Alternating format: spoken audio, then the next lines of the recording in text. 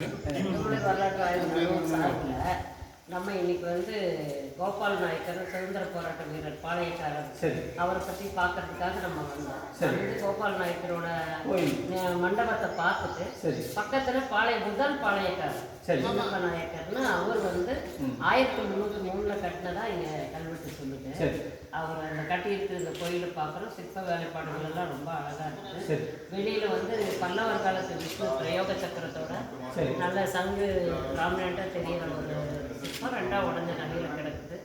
சிற்பங்கள் எல்லாம் ரொம்ப அழகாக இருக்குது. அதுவும் வெளி மண்டபத்தில் இருக்கிற நாயக்கர்களோட உருவ சிலை வந்து முழு உருவ வடிவு லைஃப் சைஸ்லேயே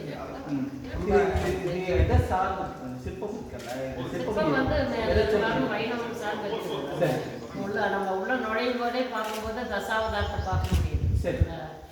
விமானத்தோட இதில் வந்து தசாவதாரத்தோட உருவங்களை பார்க்க முடியும்.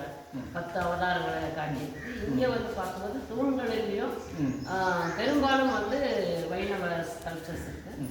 விநாயகர் நர்த்தன விநாயகர் ஒன்று இருக்குது. ஆனால் விநாயகர் வந்து வைணவத்திலையும் பார்க்கலாம். தும்பிக்கை ஆழ்வார்னு கேட்குறேன் வைணவத்தில். அதனால் அந்த சிற்பங்களை நர்த்தன விநாயகர் அங்கே கொடுத்துருக்காங்க. அது தவிர நாயக்கர்களோட பாளையக்காரர் ஒவ்வொரு பாளையக்காரர்களாக முதல் பாளையக்காரர் கட்டினதுக்கப்புறம் அதோட விரிவாக்கம் வந்து பாளையக்காரர்களோட கட்டாயம் கோபால் நாயக்கரும் இந்த கோவிலில் வழிபாடு நடத்தியிருப்பார். அவர் இந்த பாளையத்துக்கு அரசராக இருக்காரு.